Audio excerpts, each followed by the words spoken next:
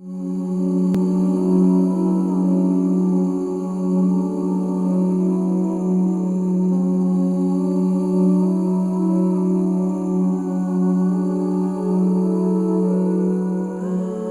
الحمد لله نحمده ونستعينه ونستغفره ونعوذ بالله من شرور أنفسنا ومن سيئات أعمالنا من يهده الله فهو المهتد ومن يضلل فلن تجد له وليا مرشدا وأشهد أن لا إله إلا الله وحده لا شريك له وأشهد أن محمدا عبده ورسوله أما بعد. أعوذ بالله من الشيطان الرجيم. إن الله يأمر بالعدل والإحسان وإيتاء ذي القربى وينهى عن الفحشاء والمنكر والبغي يعظكم لعلكم تذكرون. Brothers, sisters, alhamdulillah, jazakallah khair for really coming to this very important event. Now, there is a hadith of the Prophet sallallahu alaihi wasallam. It's narrated by hadith Hudayfa ibn al-Yaman radiallahu anh, and it just goes to explain why we are addressing this particular issue. And he mentioned in this hadith that the companions used to ask the Prophet sallallahu alaihi wasallam about the khair, about the good. But I used to ask him about the shar, the evil, for fear that it might catch hold of me. So this is an important principle, that part of our responsibility as educators, as teachers, as guides, as du'at, okay, in terms of enjoining good and forbidding evil, is exactly that responsibility. To warn not just Muslims, but the whole of society. Because remember, this message that we're talking about, the message of Islam, is really a shifa for all of humanity.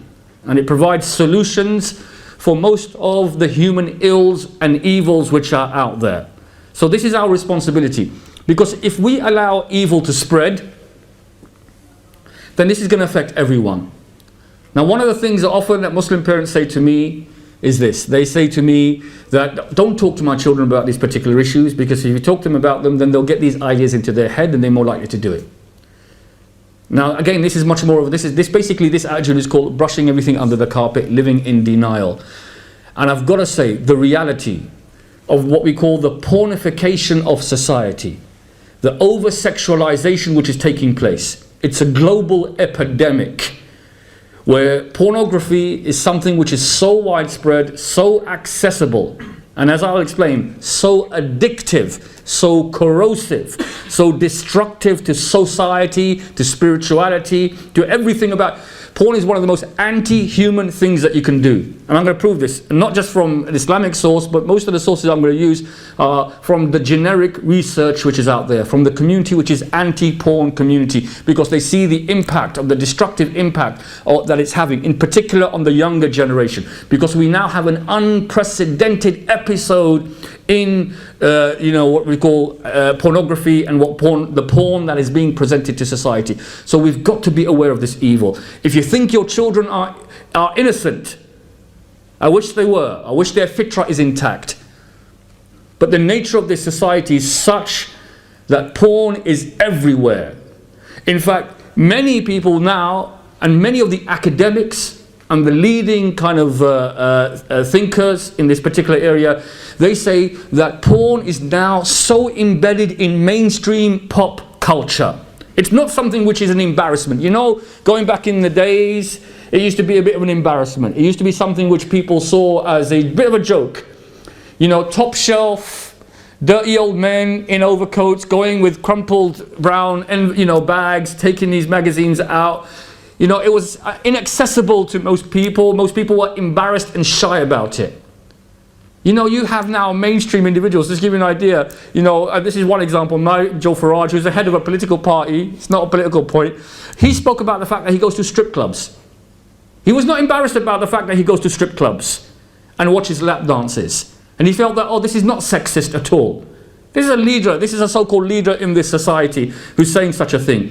When this is a behavior, would he allow his own daughter and sister to do such a thing?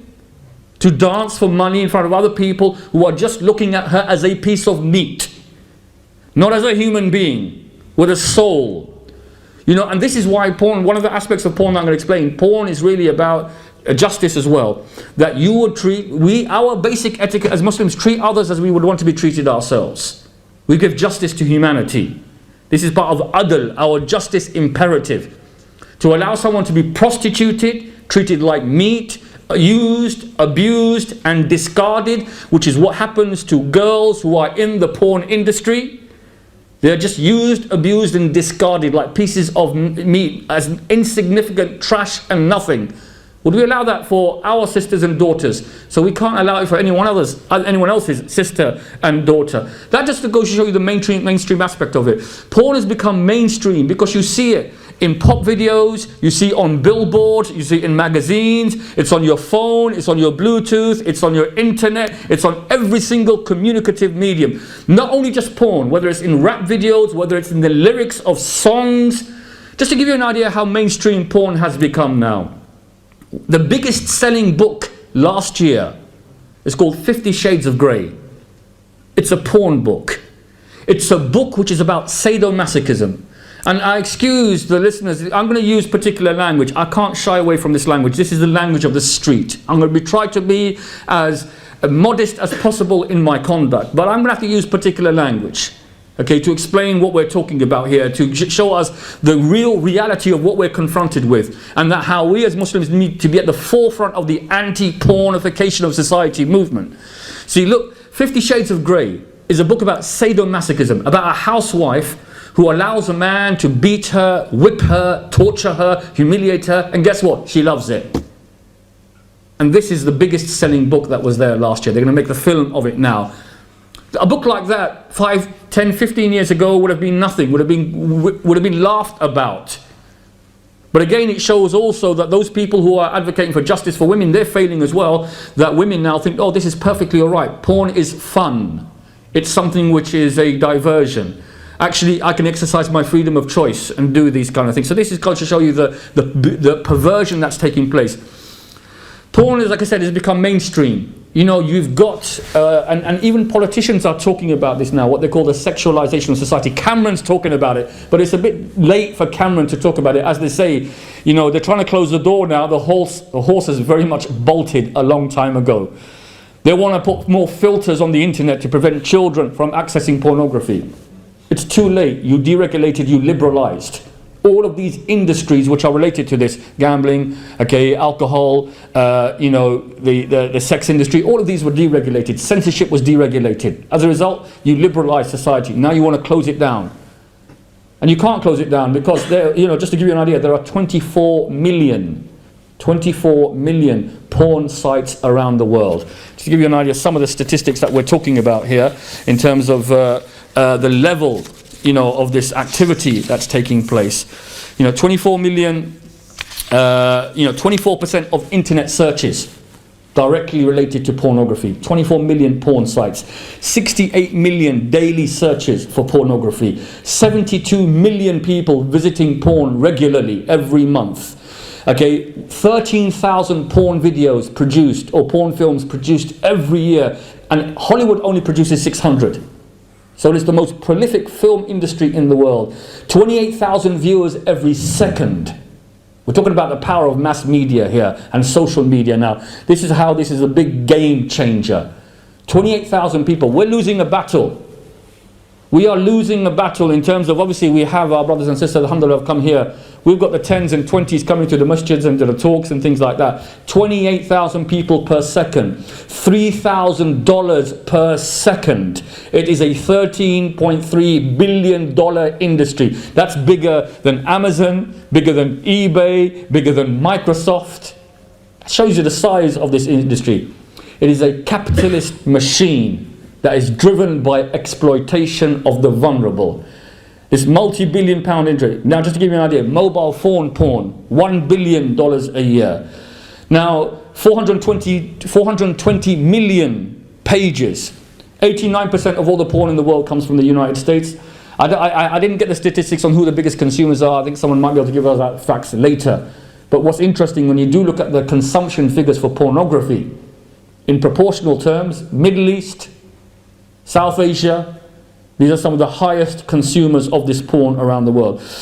Now, the age, as Sheikh Masood mentioned, the average age at which, and this affects, obviously, this is an epidemic for young men, our sons, who, if we don't control this behavior, will go on to become sexually dysfunctional, unable to sustain normal relationships, and potentially sexually violent towards women and sexual abusers.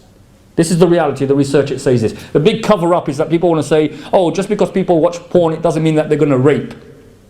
The research, it shows that. This is what the research says. People who regularly watch porn have decreased empathy for violence against women.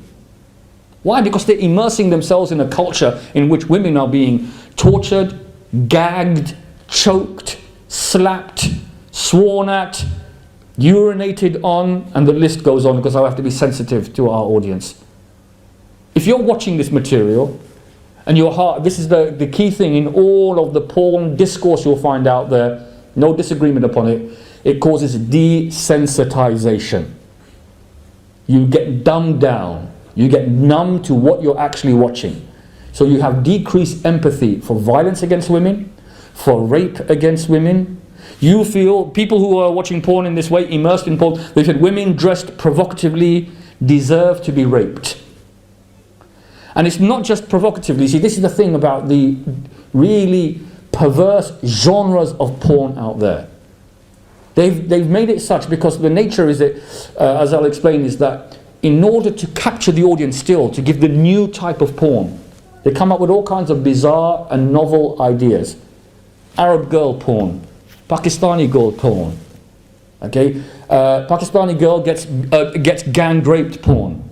That's what we've got out there. As they try to, because what it is that once you've watched one level, I'll explain it in the addiction process, how the psychology and the, like I said, the process in terms of how the brain is affected by porn. But once you've watched one level of porn, you develop a tolerance, and then you start constantly seeking a harder hit, a more degrading porn, a more violent porn. They interviewed child rapists in prison in America, research on child rapists in prison. These guys, first time they raped a child, even mentioning that is something which is reprehensible, even to think of that.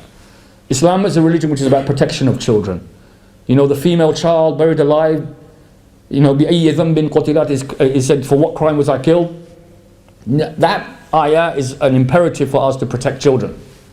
So child rapists were asked, okay, you know, did they watch child pornography? And to give you an idea, there are 100,000 websites out there which are child porn websites.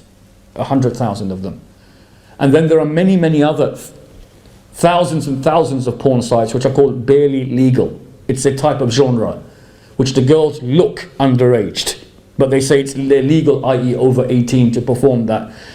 And the whole idea is that guys get off on seeing barely legal children being sexually abused in every orifice. That's what they get off on. And so these rapists, these child rapists, they were asked, you know, the first time they saw child porn, what was their feeling? And they said they were disgusted when they saw child porn for the first time. Then after the first experience, this is a thing, as we know, when a black spot is placed in your heart, when you sin, you have a weakness now.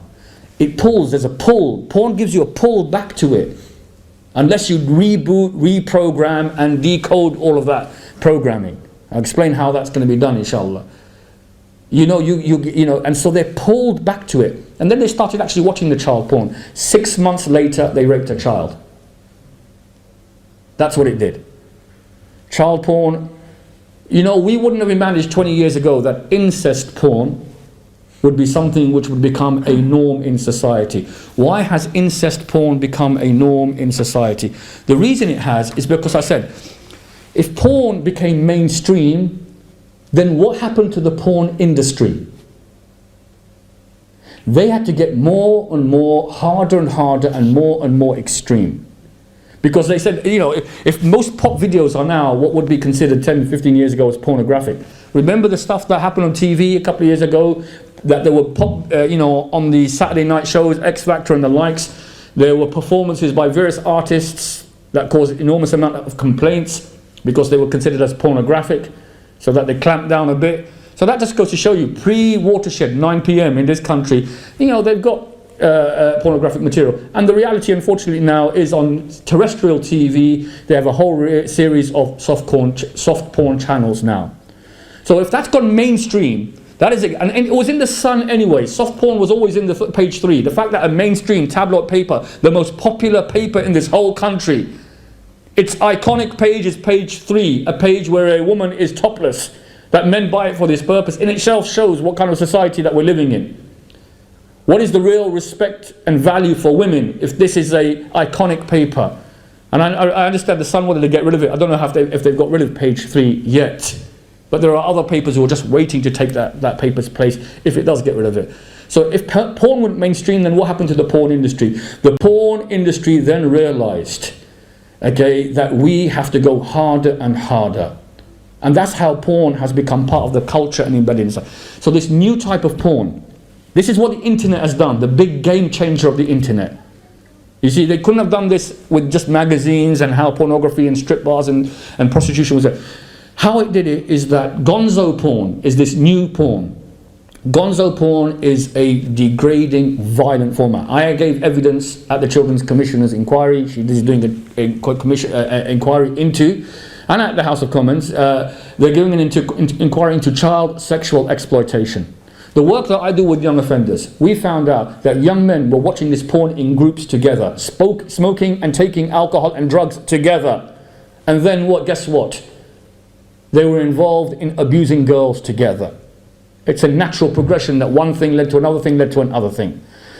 Now they're watching gonzo porn because the porn makers in the industry, this multi-billion-pound industry that wants to continue to make money, realize the only way we can do it is by producing things that people haven't seen before. And there are formats out there which are so abhorrent. For example, there is a format around rape. There's rape porn. There's something called revenge porn now, which is like when you get your own back on someone, then you do, a porn film about them or something like this. One of the worst, there's things called double penetration, where, multiple males will penetrate a woman in every orifice. And even that is considered as soft porn now, as soft. How can something like that be considered as soft? And the whole desensitization process, people watch this and they don't bat an eyelid. See, part of the process of getting over the addiction, as I'll show you, is understanding what's going on, what they're doing to your brain, what shaitan and his awliya are doing to your brain. When you understand this, you realize the sickness of this, then you start to pull away from such an abusive and corrosive behavior. Another format is called ATM. And this is a format, and I have to excuse you, but I want people to wake up to the reality of what's out there. And this format is called, and this is the software, anus to mouth. And it means penetrating a woman's anus, then after, orally raping her.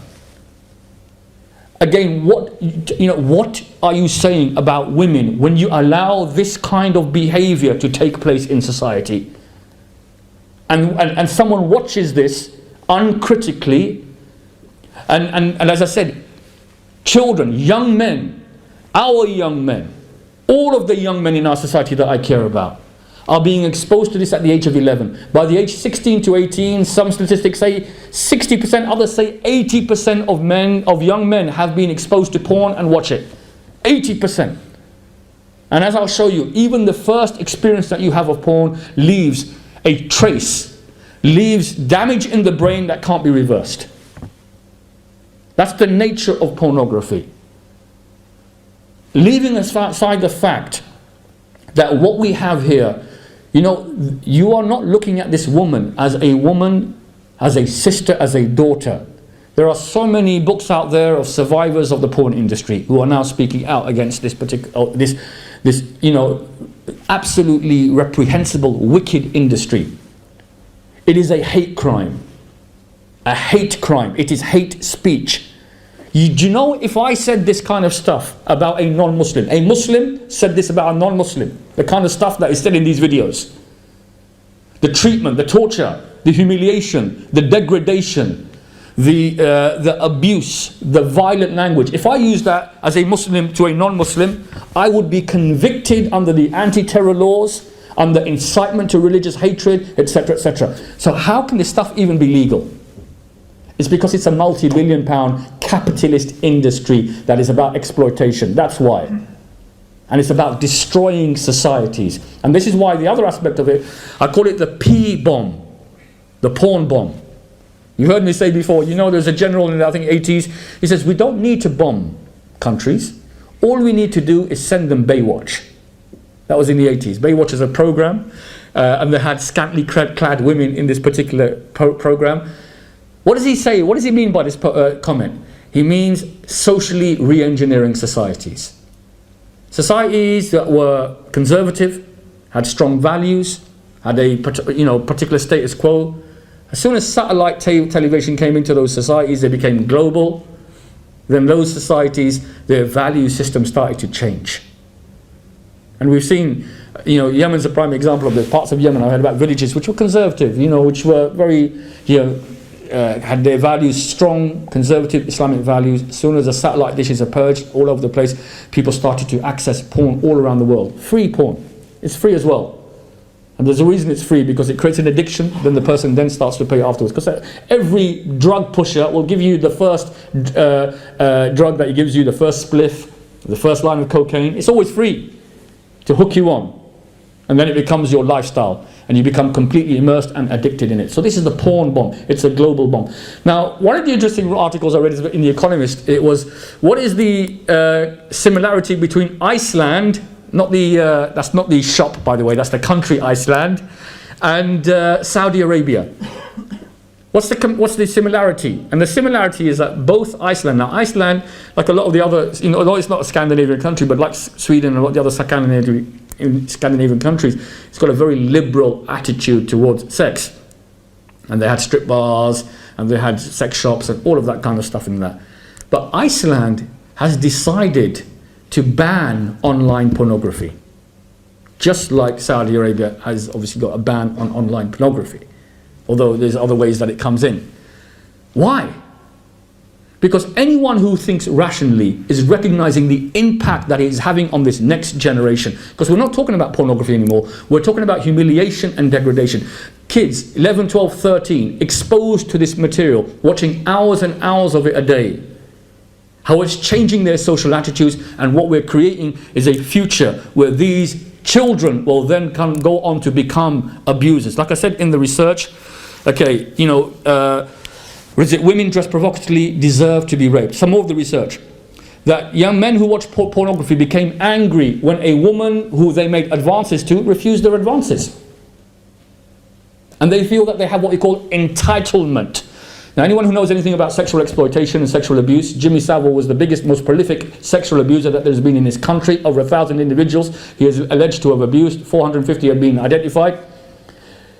He operated with impunity. He thought he could do what he wanted. No one challenged his behavior. The other thing, entitlement. Anyone who I want to grope, abuse, and have sex with, well, I can have sex with. That's the same thing that porn does to you. It creates this idea that, why does this woman refuse my advances? Why isn't she just accepted me who I am? And this is the next thing. Research has shown us that pornography decreases your interest in your own wife in a healthy, normal sex life. Why? Because you become the addiction to porn means this, that you get such a hit on this, and I'll explain the whole process. You get such a hit from watching porn that your normal sex life becomes something which is boring, and you become desensitized to it. And the last part of this research, what is identified, there is an increased coercion of your wife or your partners. And I've dealt with this as a counsellor, where wives have complained how their husbands have forced them to do and engage in violent sexual acts, forced them to do this. And when we've investigated why, I often ask, why did you do this? We find that husband has been watching pornography, and he's trying to enact the porn formats in his own marital life. And again, treating his wife like a porn star rather than... You see, in Islam, look at how Allah subhanahu wa ta'ala, He mentions the whole idea of zawaj, of marriage. In this ayah, وَمِنْ آيَاتِهِ أَنْ خَلَقَ لَكُم مِّنْ أَنفُسِكُمْ أَزْوَاجًا لِتَسْكُنُوا, that Allah ta'ala created from the man his partner. They live together in tranquility. And He said, إِلَيْهِ وَجَعَلَ بَيْنَكُمْ مَوَدَّةً وَرَحْمَةً, and from that comes love and mercy.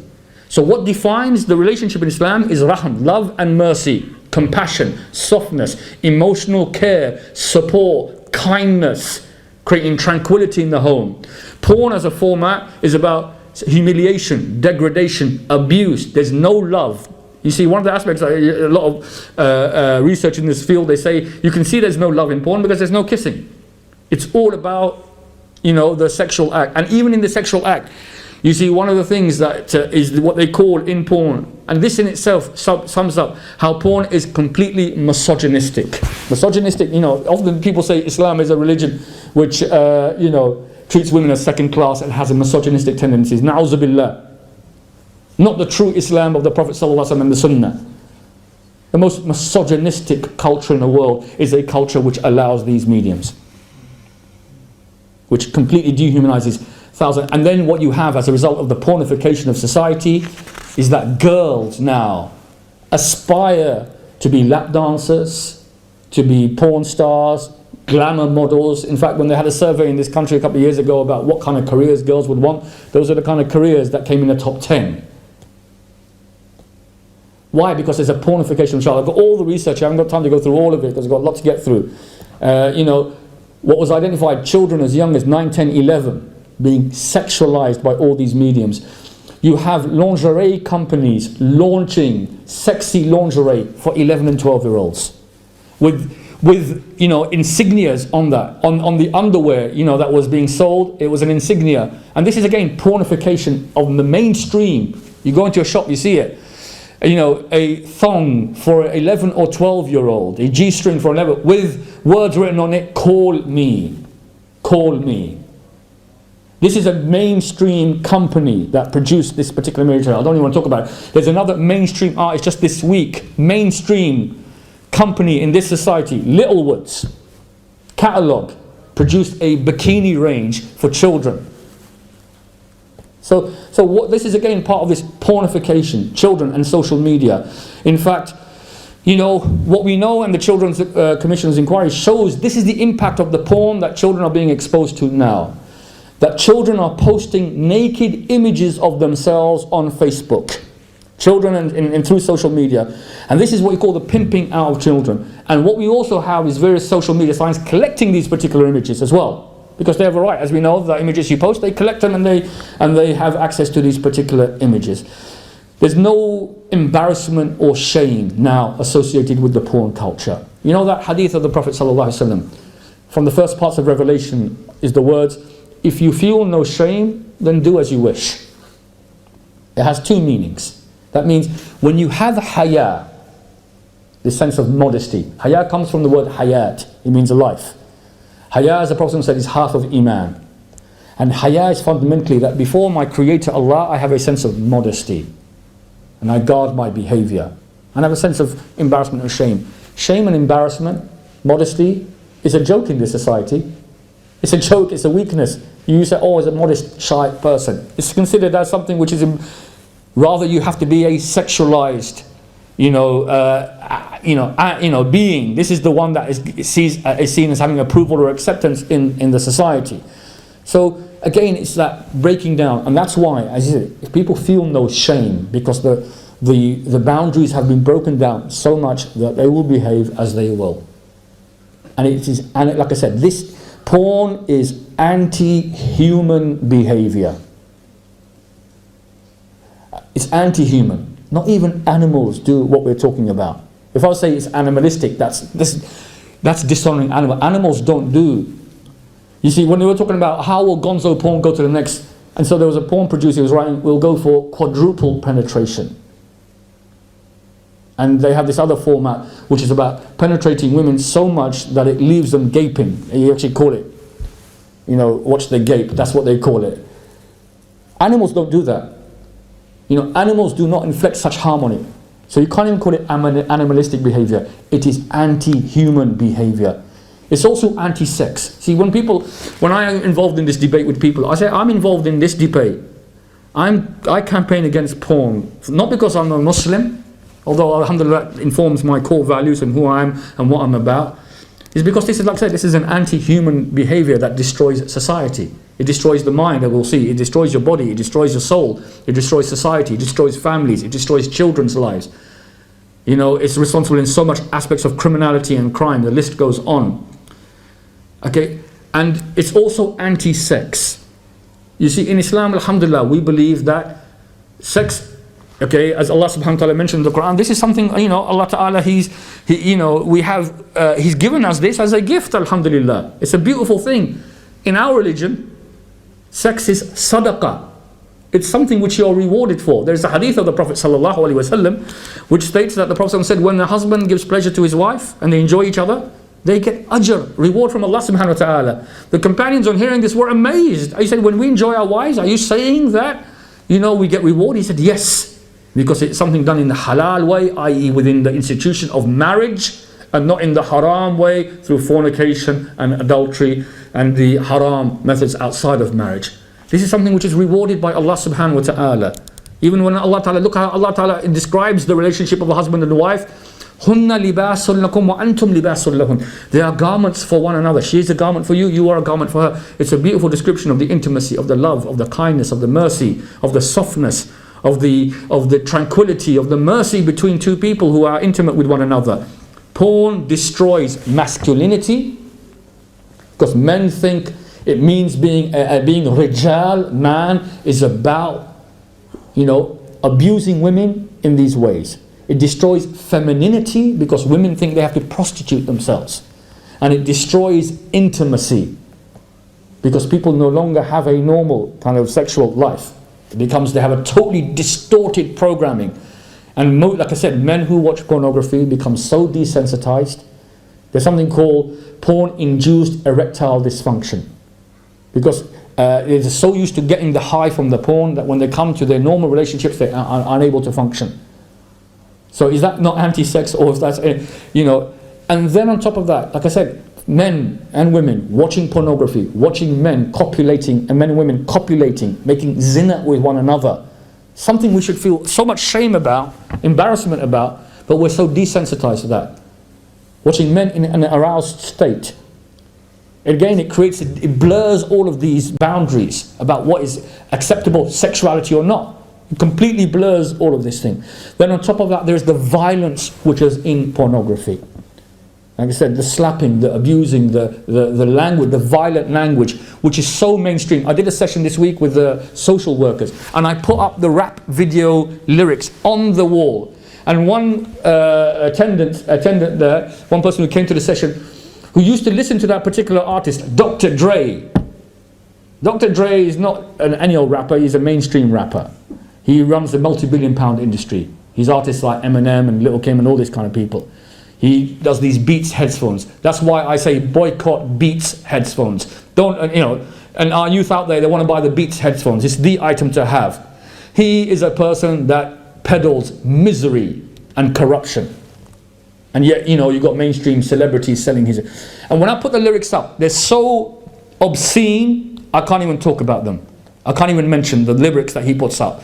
I put them up in terms of how he was referring to women, what has to be done to women, how they're discarded and abused afterwards. Person used to listen to the lyrics, they said, I just listened to it. I didn't know he's saying this kind of stuff. Now that I know he's saying this kind of material, I want to listen to it. Eminem, he uses the same thing. He says, in another, he says, uses the B word, you don't think I won't choke no whore until the vocal cords in her throat don't work no more? This is Eminem. I'm going to choke you whore till your vocal cords don't work no more. So this is the kind of violent pornographic language that we have as well. Children consuming it uncritically. And so music and porn culture have also mixed. And there's actually so much research out there about how porn has embedded itself now in rap videos and in the music video culture anyway. And that's why the actual porn industry had to go even harder and harder. Okay? Porn is constructing people's views of what is appropriate and acceptable behavior and values. Because our kids, and this is one of the most important things, that just before someone was asking, they were having some issues with their son who is on WhatsApp all the time in a group talking to girls and things like that. They're concerned, about the Muslim son, having a relationship, a boyfriend-girlfriend relationship. And look, the key thing here is this. One of the most important things here, in order to be preventative, to prevent our kids being influenced by this evil in the future, let's talk to our kids. We need to talk to them about the risks out there in society. Put the strong value system in there so that they become lil muttaqina imama, the champions out there that are championing for the truth and for justice and the goodness and morality in society, not like their peers who are doing the complete opposite. We've got to talk to our kids. We've got to have a mature, open discussion with them. And I say to all my young brothers and sisters here, that if you have any issue that you're going to be confronted with, and often this is about peer pressure, people putting pressure on you to watch material. They want to put pressure on you to do this, because even though they're trying to destroy your fitrah, they want to make you impure and unclean, they want to destroy you. That's what they want to do. Because they're going in the gutter, people want to pull you into the gutter. They don't want you to rise above this. There's peer pressure out there. The street is the main educator for children at the moment, and the internet is the second, is another big educator. Forget about schools. Schools are again failing in providing strong value-based education for our children. The street, and we know this. I presented this evidence. This is the kids that we work. The street, their role models on the street, negative role models, and the internet is their educator. So porn and gonzo porn has become their educator on the streets there. So we need to talk to our kids, and they need to talk to us. And if you feel that you can't talk to your parents because you're embarrassed, you're going to be embarrassed talking to your parents, then at least go to someone else, an uncle, an older person. You can come to me anytime, and I'll talk to anyone confidentially. I won't tell anyone. See, I think some of our children, they fear, oh, you're going to label us, you're going to judge us, you're going to tell our parents, and things like that. No, this is amana. We have to give counselling and support to our children who are vulnerable to these risks out there in society. We can't be with you 24/7, you see. And the nature of it is that it's so pervasive, it's everywhere. So you've got to talk to someone. Don't let the issues run. I've given counselling to people in their 20s who started having problems 11, 12, 13. They suffered with them for years because there's no one that they could go to and talk to about their problems. They had to suffer for years until they could find someone and then open up with their problems. So please, all my young brothers and sisters here, if you feel that you're under pressure, if you feel that there are negative things in your life, then go and talk to, like I said, an older person and someone who can give you some mature guidance in this matter. And we should equip ourselves to deal with these challenges which are out there in society. So the porn industry has hijacked what is decency, morality, and what is called a healthy approach to sex and relationship issues. It's destroyed that. It's destroyed the issue of, for example, marriage. It destroys the foundation of marriage. Because really, most people, they don't need a partner now. They're married to the internet. Guys are married to the internet. They're watching hit after hit after hit. And the other thing about the other aspects, as we know, I touched on it, porn is the most misogynistic medium in the world. Porn hates women. Porn producers hate women. Because if they had any love for them, then they wouldn't produce this kind of material. And the indicator that porn is so misogynistic is this idea that, there's something called the money shot in porn. This is the most important thing in porn. And this is where, and excuse the language, the man then ejaculates over the female. Because she's not even worthy of the seed. She's not even worthy of that. She's just going to be, like I said, you just ejaculate over her and that's it. And worse than that. And that shows you the misogynistic aspect of this whole. Not only that, it's also about, pornography also has through it racism, all the way through this as well. I couldn't use racial stereotypes, and as we know, Islam is completely against racism in every way, shape and form. And racism, people will say is unacceptable in society. But porn reinforces every racist stereotype out there. And the genres of porn as well reinforce it. In rape porn, why are the men in rape porn black? Generally, that's the case. Why are they black? And the girls who are being raped, not black, white. This is profoundly racist. I'm not saying this. All of the researchers and key advocates in this area are saying this. And I just want to talk about one of them. One of the national, champions out there. Gail Dines is her name. She's a sociology professor, and she's done a lot of anti-porn work out there. And where we see people who are doing good work like this, we support this because Allah says in the Quran, وَتَعَاوَنُوا عَلَى الْبِرِّ وَالتَّقْوَى وَلَا تَعَاوَنُوا عَلَى الْإِثْمِ وَالْعُدْوَانِ. Cooperate with one another upon goodness and righteousness, not upon sin and transgression. So she's doing good work in this field. So we should promote this, and it's a good website which has good resources. And so she talks about this, these are the things she says. That because of the desensitization, porn is getting harder and harder. Boys are being reared on cruel and violent pornography. 11-year-olds, she said 33% of 13-year-olds, 80% of 16-year-olds. 63% of young people said they have ease of access to pornography via their phones.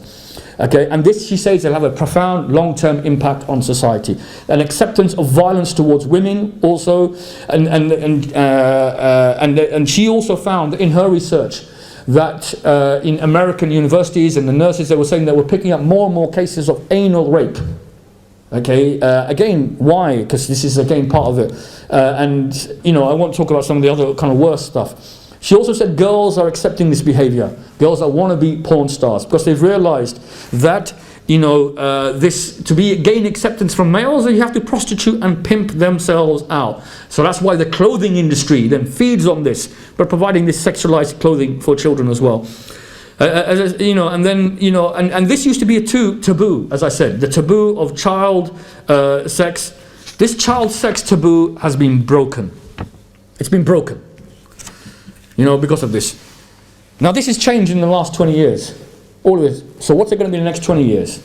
Unless we start to challenge this behavior. Like I said, what used to be a hidden and underground culture is the mainstream culture out there, driven by this billion-pound porn industry that has celebrities driving this and bringing out harder and harder porn that is dehumanizing.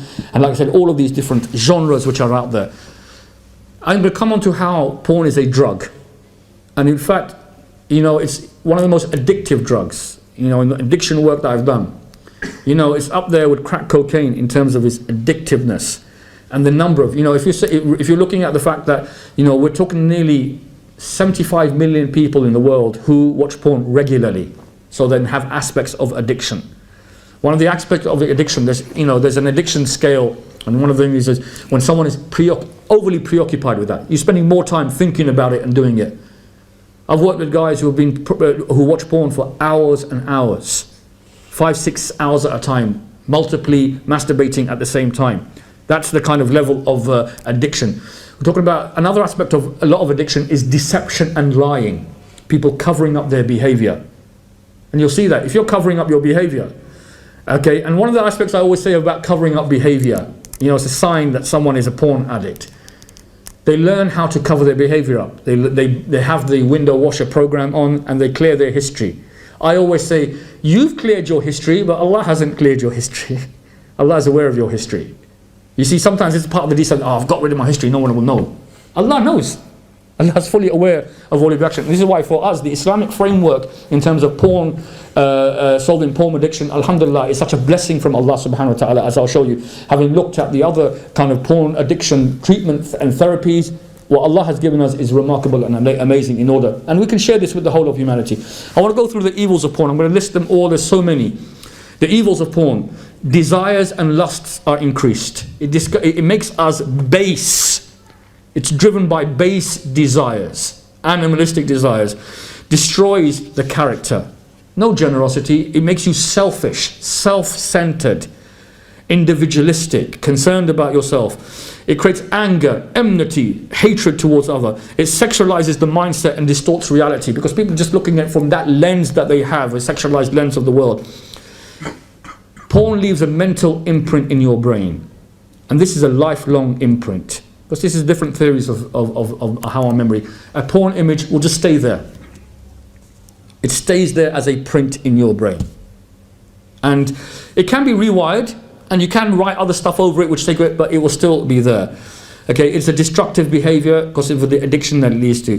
The levels of perversion that comes from it. And as I mentioned, you know, some of the formats I don't even mention because I'm even shy to even mention them. And I've mentioned incest and child, okay, porn are just two of the aspects of porn. Like I said, these are two boundaries that people have gone through and they are nonchalant about. Okay, it wastes your time. It wastes phenomenal amounts of time. It creates debt and financial problems. People have lost their jobs, failed their exams, lost their families, and you're supporting, when you're watching these, you're supporting this whole industry. Awliya of the Taghut here. You know, we talk about fighting against Shaitan and his awliya by supporting this whole industry. By watching it, you're supporting this whole industry, like I said, which is a global epidemic of evil that is being spread. You're supporting exploitation. You're supporting the exploitation of these sisters and daughters and mothers by watching this particular. That's what I'm saying. When you see the harsh reality of it and realize this is not fun, This isn't a release. This isn't something which is, gives me a bit of a break. No, you supporting dhulm. And the more you support it, you're there to, we're on the side of the oppressed, not the oppressor. It destroys family relationships. It increases violence in the family, deception in the family. There's physical damage. People who are multiply masturbating at the time and arousing, this is the thing. They think this is something which is a part of a good self-life. No, you desensitize yourself. You damage yourself physically. And as a result, it has a direct link in terms of erectile dysfunction. Then you can't go on to have a normal sex life. You're unable to then climax in a normal way. So the spiritual damage is so clear. It destroys your heart. It destroys your ruh. It destroys your sidq. It destroys your taqwa. It takes away your khushu. It destroys your tahara. This goes on in terms of the spiritual damage. Reputational damage. Like I said, because of you don't want to get caught. It's all hidden. Middle of the night. No one's there. But you'll get caught. Your reputation is at stake. It destroys, like I said, it distorts your sexuality. You prefer porn to your wife that Allah subhanahu wa ta'ala has given you, so you're doing dhulm to her. Believe the lies, you believe the lies and the lifestyle that porn promotes. So you're also bought into a lifestyle. You've allowed shaitan to control you. You've rewired your brain. Okay, you're involved in secret behavior and you become addicted to this whole aspect of behavior. So this is, now, one of the aspects of it, and then I'm going to come. One of the aspects of the pornification of society is that it's destroyed masculinity. You see, for us, the embodiment of masculinity is the Prophet ﷺ. He's described how to be a man, rijal. And we have our code of conduct around this, al-maruwa and al-fatuwa, which is about chivalry, protecting. For us, masculinity is about balance, of using our physical characteristics to protect and to safeguard, to give justice to the creation, to work hard, to be role models. That's masculinity. Not to be someone who is there driven by base desires, that long list of stuff. Is that masculinity? Or is it completely end of masculinity? Robert Jensen, another advocate and academic in this area, he says porn is the end of masculinity. It destroys it. We're going backwards centuries, okay, because of this porn that is out there. And porn is just out there to facilitate one thing. It's just facilitating, masturbation for men. That's it. It destroys intimacy because you now believe in force and violence. And this is the saturation of this particular industry out there. He goes on to say 50% of physical, in his research on porn, he identified that 80% of the scenes in porn have a physical and verbal abuse element to it. Okay, and involving hitting, gagging, choking, language and things like this. And so it teaches men that masculinity is dominance through force, humiliation, argumentation, insulting. And basically it says that masculinity is about torturing, humiliating, degrading, and so therefore it destroys it. Islam, alhamdulillah, it teaches us how to be a real man. Real man, as the Prophet as we know, rahmatan lil alameen, his mercy to all the world. Masculinity is about mercy and kindness and softness and forbearance. This is mercy. This is masculinity. It's about modesty before Allah and His Creator. It's about generosity, karam. It's about safeguarding and protecting others. It's about protecting the weak and the disenfranchised. So this is again why Robert Johnson says that porn is an anti-human, exploitative behavior. And finally, Philip Zimbardo is a very, very famous psychologist. He also talks about this whole thing, the demise of guys. And he talks about this, that this whole culture, internet gaming and porn has destroyed, young people. But he said by the age of 21, kids have spent 10,000 hours of watching gaming, internet and all this kind of stuff. And this has destroyed their social skills. Rewired, he calls them digitally rewiring of the brain.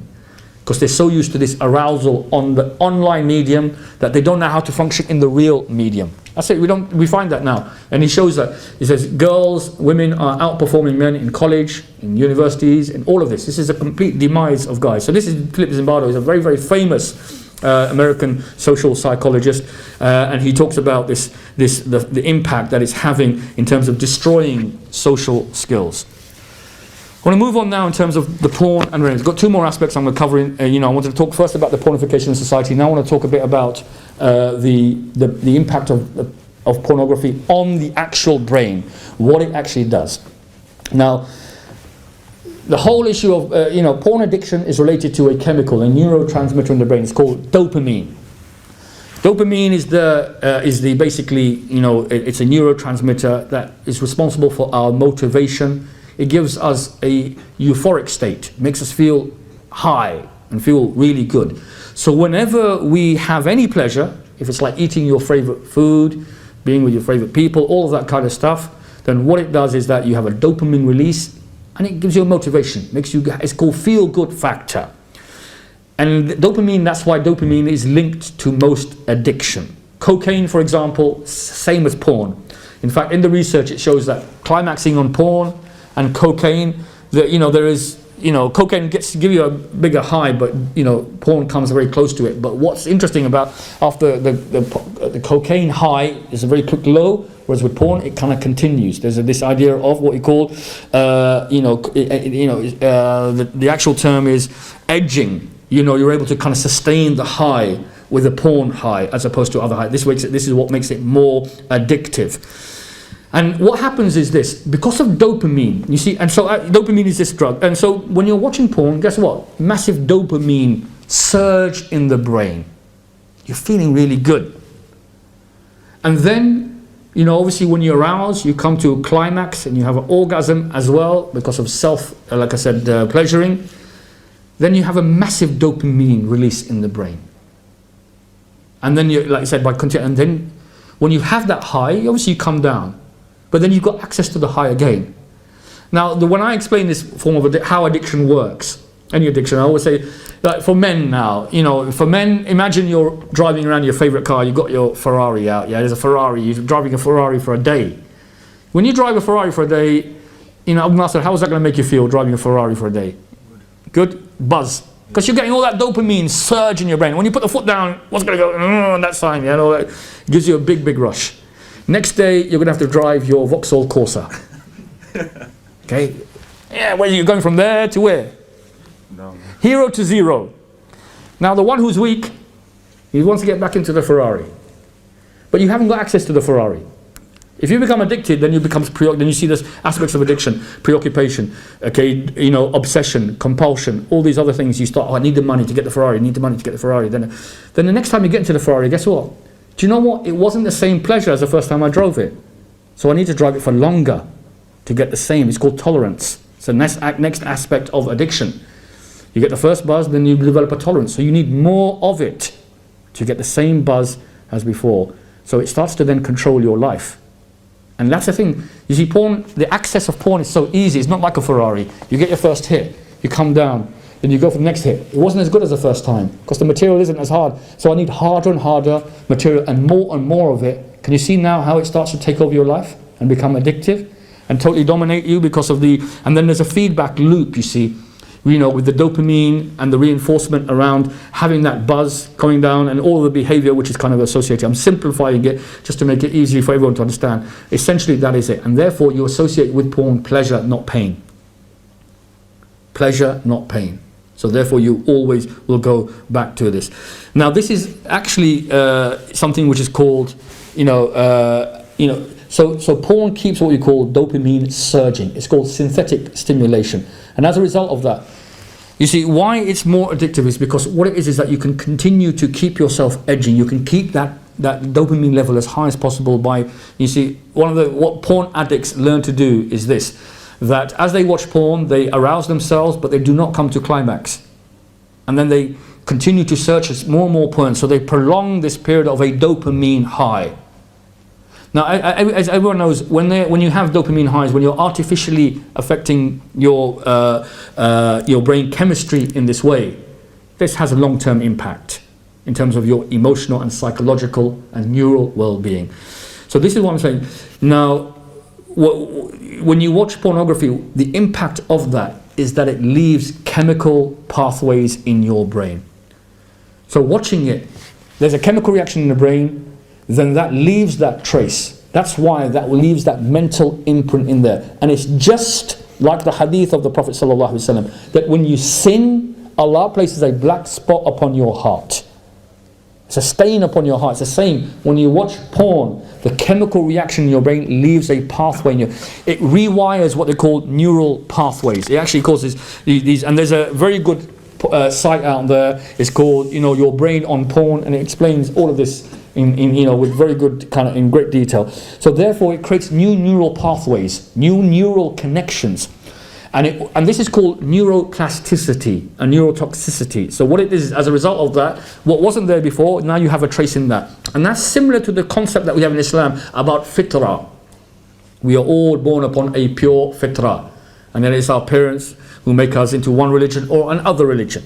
Yani the purity of our fitrah is therefore affected by influences in our life, i.e. it causes taints. It causes, like I said, irreversible trends or irreversible patterns to take place in terms of our biological and neurological programming. That's what it does. This is also quite amazing because there are theories which state that this neurological pathway stays there. And this is what Allah will hold to account. When Allah says, Inna sam'a wal basara wal fuwada kullu ulaika kanu anhu mas'ula. The seeing, the hearing, the contemplation of every single one of you, Allah will inquire into it. Because everything is in the brain, recorded with chemical pathways and neural synapses and these neural pathways that Allah Ta'ala has done. I don't want to get too much into this. Now, just to give you an idea of the biological basis of this as well, is that something called the Coolidge effect. This is a biological programming principle that they did. It's mostly animal research, but it's the same principle that says. And this is when they had animals, rats in particular, that were mating with one single mate. When they were mating with one mate, after that mating process was over, they lost interest. They lost interest. But then after that, when you put in what we call a novel mate, a completely new mate into that, their interest then goes up. And the interest continues to go up by putting in more and more new mates into that rat cage. So the one male rat, when he has one female rat, his interest is down. Put a new rat in there, interest goes up. New rat in there, interest goes up. New rat, interest goes up. This is called the Coolidge effect. And it revives the interest of the gnat. Why? Because the gnat rat is getting a big dopamine buzz every time a new female is coming into that cage. This is what porn does. It provides you access to a new female and that's why guys who watch porn, this is the behavior they have. They watch page after page after page. They go from one to another. They get hit from one hit, and going more extreme, harder, more degrading, more, like I said, perverse, more sicker and sicker and sicker, because the old stuff doesn't interest them anymore. And so this is, again, all down to the dopamine mechanism that we have. Now, and as a result of that, so when they go back to their normal sex life, when they go back to their wife, they're not able to sustain a healthy relationship with her. If anything, it completely destroys that. They can't. They go, and there was a big Australian study that was done on this, and what they found is that guys who collected porn never went back to the porn that they collected. They always were looking for more extreme material, because the same old porn that they had did not stimulate the same dopamine release that they wanted. They wanted more and more arousal. And it's that arousal feedback mechanism that is what is the addictive part. And that's why the porn industry, like I said, porn went mainstream, so the porn industry went more extreme, more bizarre, more kinky, more unlimited in terms of what it can offer to the people. And so this is what they call the twin turbo effect. It keeps dopamine surging through the synthetic, and as a result of this, you lose interest in what is it. And that's why women who have husbands, it's a really tragic thing. They are what we call porn widows, as a result of their husbands watching this particular, and it completely destroys the relationship. It creates mistrust and all of these things, in that particular kind of relationship. So that's basically how the kind of brain, the kind of neurological processes work. Now, the symptoms of porn addiction. This can show you that that individuals falling. First, they lose interest in real sex, i.e., with their wife. They lose interest in this. It becomes something they're desensitized to, because this desensitization, they're not getting the same buzz, they're not getting the same dopamine level as they were by having hit after new, as I mentioned. So they need, like I said, and this is again creates a disrespect. It's like this is what I'm saying. It's anti-woman, it's anti-sex, It's anti-marriage. It's anti all of these things because the person is selfish and self-centered, has no karam or generosity. See, so the sexual act between a husband and wife is karam, love, mercy, and it destroys that. So it creates that negative masculinity. Now also what they found is that the symptoms of porn addiction, the person becomes preoccupied, hours, they fail their exams, it becomes an obsession. And this is why, again, part of the reprogramming process, you can only, all of the psychosexual work in this, they say you only reprogram yourself from this addiction by completely abstaining. Now Allah says in the Quran, وَلَكِنَّ اللَّهَ حَبَّبَ إِلَيْكُمُ الْإِيمَانِ وَزَيْنَ فِي قُلُوبِكُمْ وَقَرَّ عَلَيْكُمُ الْكُفْرَ وَالْفَسُوقَ وَالْإِسْيَانَ. Allah has made beloved to the believers Iman and has beautified it in their hearts. So for a believer, we love what is good and righteous. And we hate that which is off it, disbelief, sinning and transgression. So this is you have to abstain and have a hatred or a disgust for this particular matter, because that's the only way you start changing the chemical pathways in your brain in relation to it. If you have one iota, even the slightest likening for it, it's a gravitational pull back to it. You will be pulled back to it. And because of the obsessive compulsion nature of it, people, and again, other symptoms, people lose their jobs. It causes you to lose your control. And people do relapse. Even when people do leave it, then they're going back to it and back to it. And often people have, some people have what we call a porn binge, which is again that they just like binge drinking. They'll spend hours and hours. I had one referral from the mental health team here. It was a young man who was watching it 6 hours a day. And he was masturbating about 7 or 8 times a day. And let me tell you, there was no pleasure. It was just pure obsession and addiction. Now one of the ways I got him off it is because he was isolated. He didn't have a social network, a positive social network of people. So it was about introducing him to a positive social network. The other thing, he was a Muslim boy. His mum and dad were stopping him from getting married. We know that we have ways to prevent this. Hijab, obviously, the issues around hijab, haya, marriage, all of these things. I'm going to touch on them in a minute in relation to the protective measures that we have. But if parents are stopping their child from getting married for cultural reasons, as is often the case, and this is a person who is very sexually repressed, there's no excusing it, but this is a manifestation of this particular behavior. He was isolated. He needed friends, positive friends, good friends, and involved in more of a social life rather than, this is what happens with porn addicts. They become isolated.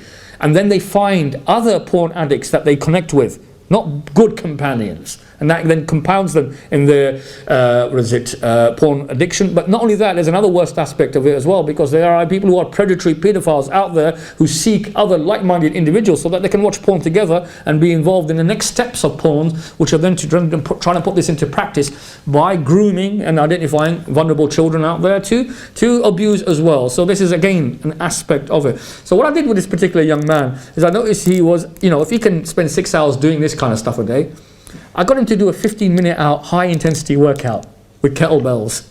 He was absolutely knackered. He had no energy left. So there was no way he was going to do anything after that. So this is part physical sport and activity. For our kids now, unfortunately, spend too much time playing with his thumbs and not enough time out there doing proper sports and recreation. I'm telling you, that is a very positive thing. Now, symptoms: erectile dysfunction, orgasm problems, people can't climax. Again, it causes this. Depression, anxiety and stress, emotional well-being is affected. Why? Because people who watch porn are affected by emotions of guilt, of fear, of secrecy.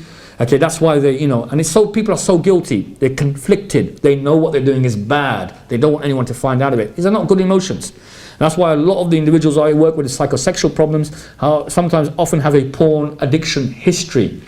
Okay, in particular when people have premature ejaculation. Again, one of the aspects of this is that porn, because it's a secretive behavior, it's something to do secret, something that you want to do quickly, and as a result of that, then that then has an impact in terms of how they get conditioned in their married sex life. So this is again some of the effects of that.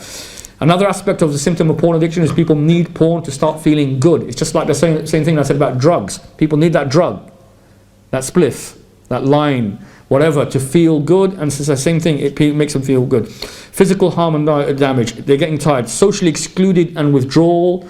A lot of people who are watching our addicts also lose their self-esteem and confidence. They lose their inability to have positive social skills to relate to people. It also, because of the dopamine mechanism here, dopamine, as I said, affects motivation. But if your motivation, dopamine feedback mechanism is only related to pornography, it's only porn that motivates you. Everything else demotivates you. So you have low motivation.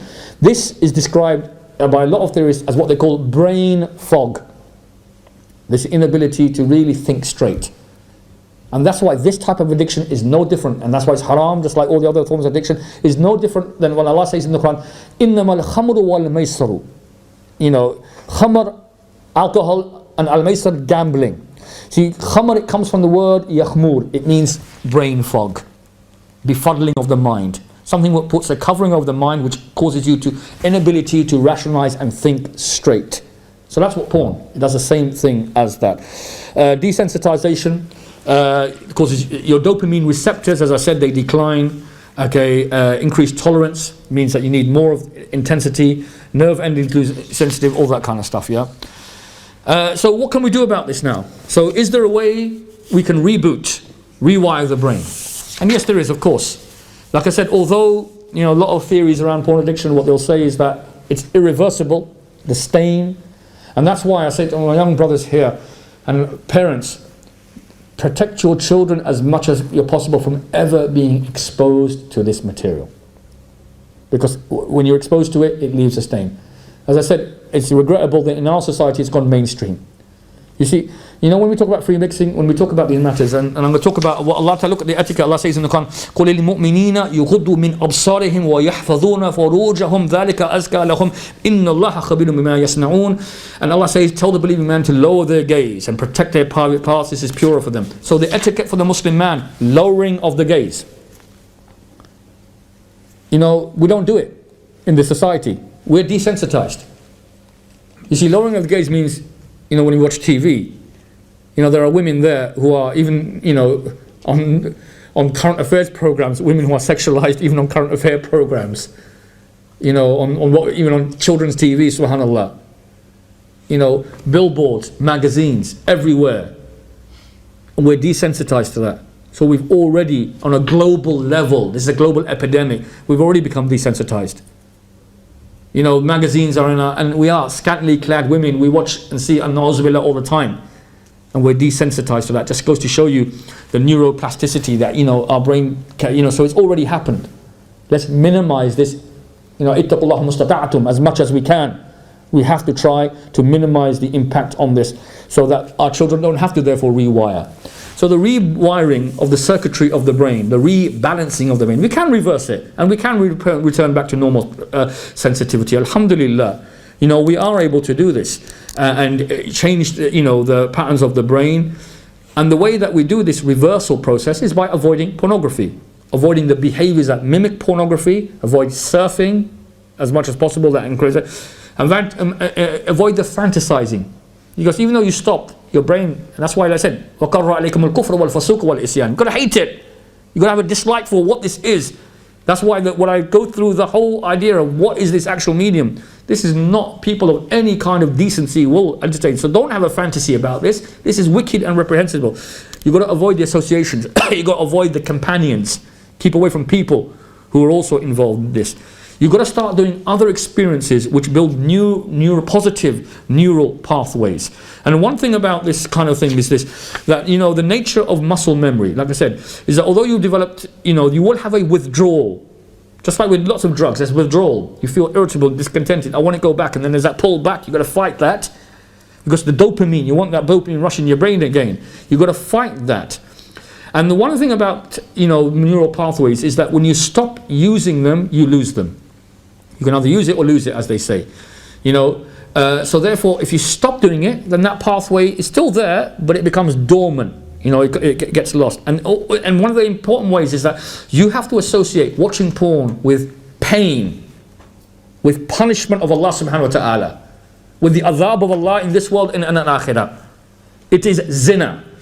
And Allah says in the Quran, He doesn't just say, although Allah says, وَلَا يَزْنُونَ, don't make zina, but Allah ta'ala, He says in the Quran, وَلَا تَقْرِبُ الزِّنَا إِنَّهُ كَانَ فَاحِشَةً وَسَاءَ السَّبِيلِ. Do not even come qareeb, close to it. The zina of the eyes is looking and not lowering the gaze. The zina of the ears is listening. The zina of the tongue is talking indecently. The zina of the hands is the keyboard searching for the porn on Google. That's the zina of the... All of this. Don't even come close. You're desensitizing yourself. And it will lead to the next stage. The minor sins will lead to the major sins, the qaba'ir. And so therefore don't even come close to this. So you have to associate porn with pain, with evil, with wickedness. Because people, if they associate with pleasure, then that's the... Yeah. So we can reverse the process, and we can, there is increased, like I said, we can challenge this. And one of the ways we challenge it is, as I mentioned, we have to understand what is going on. As I've explained, when you understand this is what's going on with the process, it is deliberately designed. Porn is deliberately designed because there's a lot of theories which say men's brains, and obviously women watch porn as well, but the whole issue of women watching porn is more, less women, it's really a male issue. Men's brains are designed to find the female form attractive. That's the way, we're designed to do this. And so therefore when it's presented in this way, of course it has that dopamine rush. When you understand how you are being reeled in and how you are being made addictive to something, and the addictive process of what's taking place, again, you can start rationalizing how I can reverse this, or how I can change this, and how I can start to desensitize. And so understanding the mechanism is very important, to discard the bad habits and acquire healthy habits. So we need to take a rest, okay, from this. From artificial stimulation, this fantasy world. Part of that rest is obviously avoiding masturbation. It's very important that you avoid that, because again, by doing that, then you go, inevitably one thing will then lead to another thing. Breaking the associations, substituting with the positive. And this is why, alhamdulillah, our deen provides a framework to dealing with porn addiction. Because it provides a holistic framework in which we develop the mind with the intellect, with the knowledge that we have been given. We develop the body by maintaining the balance in the body. We develop the soul by the dhikr of Allah and reflecting upon Allah and thinking about the Creator and our accountability before the Creator and being aware that our actions are before Allah. And we develop positive social networks through brotherhood, through positive family networks. So our deen provides a holistic solution because it provides a complete way of life, which is a complete alternative to that way of life. We have to ask ourselves, why do people need this in the first place? Because they have empty lives often. People with addictions have empty lives that cause them to gravitate towards this behavior. And obviously by having a complete alternative, they're able to challenge this. Tawbatan nasuha, sincere repentance to Allah subhanahu wa ta'ala, is a reboot process, because it replaces what you thought was pleasure with pain. You realize this was disobedience to Allah. And your pleasure is only to obey Allah, and your displeasure is to displease Allah subhanahu wa ta'ala. So that's why, this is the rebooting. Now tawbah, as we know, has three qualities, and it's all part of your first three conditions of the individual. First, you hate it. You have to have a revulsion for it. You've got to abstain immediately. Not delay the tawbah, not delay it, but do it straight away. Distance yourself from all of the things which will pull you back. Thirdly, follow up a bad deed with a good deed, and it wipes it away. So this means creating new actions, new activities, which create new neural pathways, positive things in your brain, which wipe that. As I said, when you stop using the bad stuff, replace it with layers and layers of good, positive neural pathways. And where the dopamine feedback mechanism is based on motivation from doing hasanat, good deeds. Do you know when you make tahajjud and you give up your sleep, and afterwards you get a buzz, no one's there, it's just you and your Creator? That's dopamine, but a positive dopamine, not the negative dopamine that we're talking about here. So just inshallah also, just to finish with, as I said, our etiquettes in Islam. As I said, haya is half of our religion, and this is something which destroys the haya. Allah says in the Quran, don't come close to zina, as I've mentioned. So we don't even come close to it. They're close to any of the influences which are associated with it.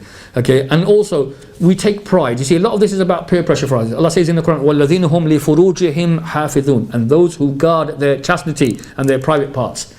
For us, our pride comes from what? It comes from being pure for the sake of Allah subhanahu wa ta'ala. On the street, the youth, the language they use, the behavior they have, they think that acceptability is by being promiscuous, by pimping themselves out, by being loose, by being people who lose and give it up. No, that is dishonor, and that is disrespect. That is disrespecting Allah Ta'ala. We need to reverse the paradigm where our young people, lil-muttaqina imama, leaders of the righteous, by saying, no, I have pride because I protect myself from these influences. And I keep myself pure for the sake of Allah Subhanahu wa Ta'ala. As I mentioned, Allah says, lowering of the gaze. And I will say, you will not incur the respect of your peers until they see this noble characteristic of you, of lowering of the gaze. And so this is very important that we have this particular deal. And also, just a few more points. As I said, this whole field of work is also about protection and safeguarding of women. Islam is the religion which protects the izzah of women. Because the term ummah, it comes from the root word which means mother. So we believe the woman is the mother of a nation. And that's why we honor the mother and every potential mother. And that's why when the Prophet said, "Istawsu bin nisa khayra," treat women with kindness. That's why, we have this honoring of women. He said, the best of you in akhlaq are those who are best to li nisa'ihim, women. And he says, I have declared, inviolable the rights of two, al-yatim wal-marra, the orphan and the women. So women are to be protected and safeguarded from these particular evil things which are out there in society. It is for us. Now, when I did this research on this on this particular lecture, what was interesting was that many of the sites which are out there, which are anti-porn sites, anti-porn addiction sites, are actually run by Christians, Christian organizations, feminists, people who obviously are anti-porn, because they see the evil of that. I came only across one or two Islamic sites that were dealing with this particular issue. And they weren't even dealing with it, they just had something on this. Who are supposed to be shuhada ala nas? Who are the ones who are supposed to be giving this witness to mankind? Who are the ones supposed to be protecting these rights? Protecting morality of society? So this is a real important campaign, jihad, to fight the P-bomb and fight the porn industry and its corrosive and evil, reprehensible materials which are going to destroy, or which are destroying society and masculinity. And we pray, Ya Allah, keep our youth safe from this evil influence and make us means to spread this goodness to humanity. Jazakallah khair for your time and for listening, inshallah. If there's any questions or inshallah any comments, you're welcome. Jazakallah khair for raising this issue actually, which is a real plague in our society. The question I had was, apologies if you've answered this, I came into the talk late. But I was curious, I know you mentioned that you do counselling, you've done some counselling, but what kind of support do you have on a local level for brothers and sisters? Because often families are affected, the sisters are also often the victims of this. So where can people go to? For example, if you're a drug addict, it's quite easy to go to rehab. Well, it's still not easy, even if you're a drug addict, subhanAllah, yeah, that's right, yeah. But where, what kind of support network is None. None. That's the real. Obviously, as a counsellor, I get my caseload, and people who come to me, they've suffered in silence for many years. It's destroyed their lives and their families' lives, and I find it difficult to manage the caseload. People from all over the country, literally, calling me up and inquiring about these particular matters. So we need to develop capacity in our community to deal with it. One of the initiatives that I'm involved with at the moment is that we have a session in Leicester on the 12th of May, and that is that we are going to be training local mentors. So I come and I train about 10 or 12 people in how to do this support work with young people. In particular, there's a couple of risk issues: drugs, sexual abuse, gangs, violence, criminality, disaffection. Those are some of the risk issues out there around our young people. It's not just this one, this is one amongst many issues out there. And so we need to have mentors, like I said, uncles and aunties, who will provide the support for our shabab and for our community on these issues, counsel them, guide them, give them befriending, just help them so that they can, and let me tell you, it's not rocket science. Lots of times, it's just someone wants to talk to someone about this. And you know, most of the kids at work, they never had it. I had a case now of one 14-year-old who was chronically masturbating, addicted to this particular material. His parents didn't know what was going on. And he committed, you know, he did something quite very, very bad. And anyway, I'm going to go into the details of it, but I'm the first person he spoke to about these particular issues. First person. Even with the young offenders that I work with, first time they've ever sat down and had a discussion with someone about this, who's just able to give them the kind of basic moral lessons and encourage them to do what is right and not follow their peers, and be leaders and not followers, as I say. So we can do it, something we can. I'm not going to be negative. We're not dealing with the challenge at the moment. We got to start dealing with the challenge. Inshallah, I'm going to be doing this lecture across the country, alhamdulillah, and you know, and our key role is that in everywhere we're going to try to develop as many mentors as possible who can then provide this guidance and support to potential addicts and potential vulnerable people in our community. Allah give us the ability to do this, inshallah. Ameen. Have you noticed in your circles or in your investigation with these brothers, have you spoken to the parents? Do they have any restrictions on internet times? You know, are parents aware, the Muslim parents, that you can get package, or do they just allow the kids with an open mobile Yes. internet access? I don't think many parents are aware, because obviously coming from an IT background, there's certain software you can get. You know, if I have a laptop, it goes off at a particular time. You can actually, people actually block programs or certain access on laptops, but it's available on the router. So if they have a mobile, they pick it up on the router. That's right, yes. And they can get it. And obviously there's open Wi-Fi access in city centre. Yeah, absolutely. So I don't think parents are aware of this. We are not keeping up to date with the technology and the challenges of the technology. The technology is ahead of us. And I believe you can't really govern. You know, you can put a lot of the protective software in place, and you can do that. But I think ultimately you need to educate and be role models for your children from a very young age. That's the only way. I'm dealing with a case. You know, when someone's mid-teens, really try to then put boundaries on them. Then when you didn't put boundaries on them before, you know. Let me give you an example. This is a similar example. There was a father, and you know, he's 1 or 2 year old, yeah. He started swearing, using the F word. And when he used the F word, guess what? They all laugh. They think it's cute. He's going to prison. I'll see him in prison in 16 years' time. That's it. You didn't put a boundary there. And now you want to put a boundary later on? But I'm not talking about people who are I'm talking about kids, young kids who you allow to go on a computer, and who are not purposely going on to these sites. Absolutely. Maybe they might come by chance, by an advert, by a click, here or there. Yeah, alhamdulillah. No, jazakallah khair, yeah. No, and for this, definitely have ad block on all of your browsers. Good, you know, Mozilla Firefox ad block is very good. It takes out all of the adverts. You don't even see them. And most of these adverts, like I said, they have are pornographic material.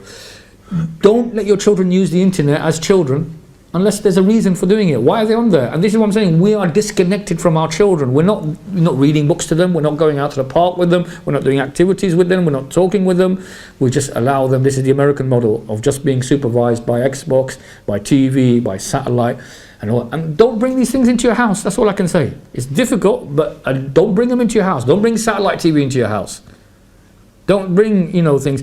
Don't give your children mobile phones. They don't need mobile phones. They don't need smartphones. I had an uncle, and he told me, smartphones has destroyed our youth. They have.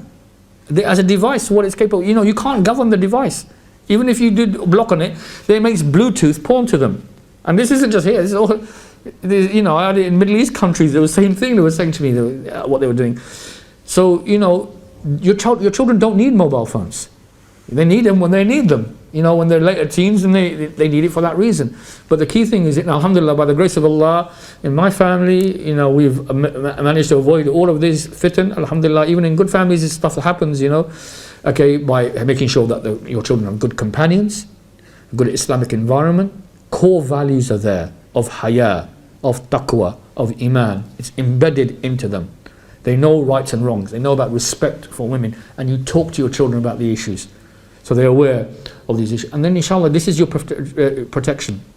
And the child who's gone astray, and then you start to put boundaries on them, will rebel even more. In my experience, that's what ends up happening. So don't leave it too late.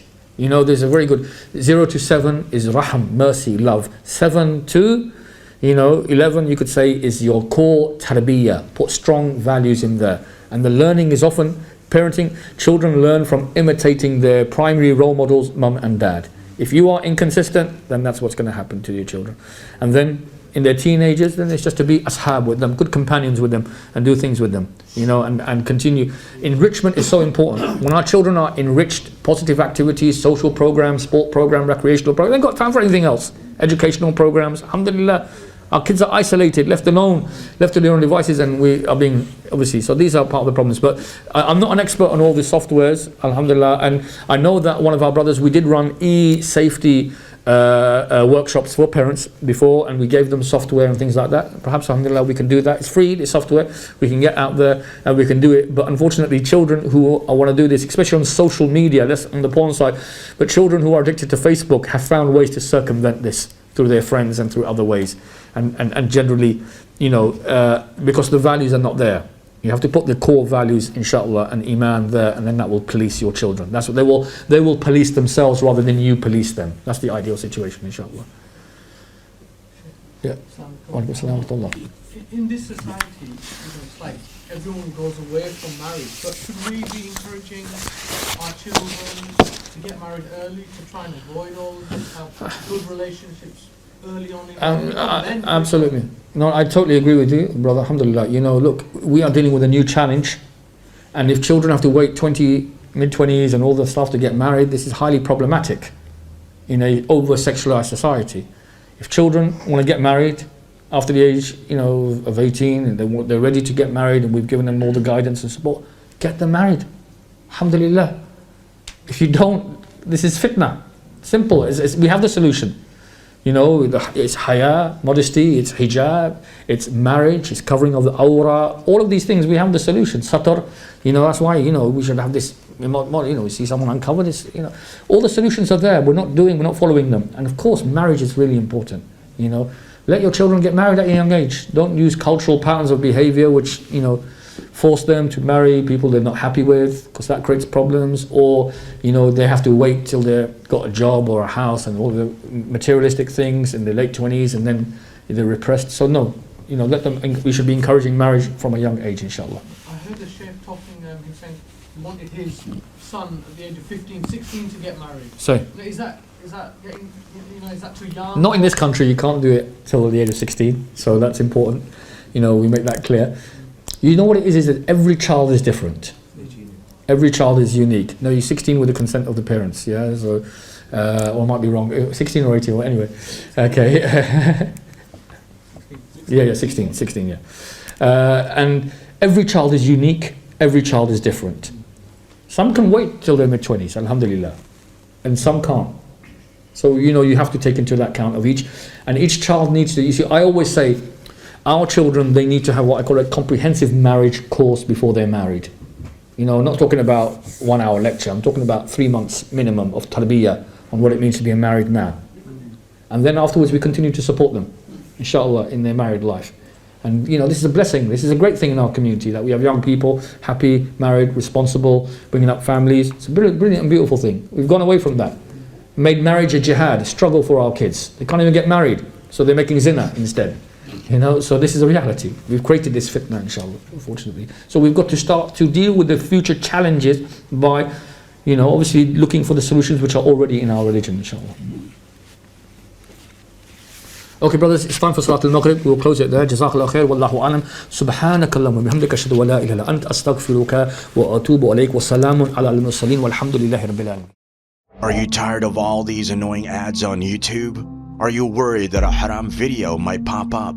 Well, the One Islam TV app is here to solve these problems, inshallah. The One Islam TV app is 100% free of any ads and is safe to browse for your peace of mind. Watch or listen to lectures and lessons while you work, rest, or drive with your device switched off. Watch videos on demand or download videos and watch offline. Watch hundreds of high-quality produced Islamic reminders, Quran learning videos, stories of the prophets, and so much more. 2 to 4 new videos uploaded daily, inshallah. One Islam TV is 100% run and owned by Muslims, which means a small amount you pay for your subscription is a sadaqah jariyah, continuous charity for you, as we use the funds raised to continue producing more beneficial videos and reminders, inshallah. The One Islam TV app is now available on Apple devices, Apple TV, Android devices, Android TV, Amazon Fire TV, and Roku, so you can watch on most devices and smart TVs. Download now for a free 7-day trial. May Allah reward you for supporting our work.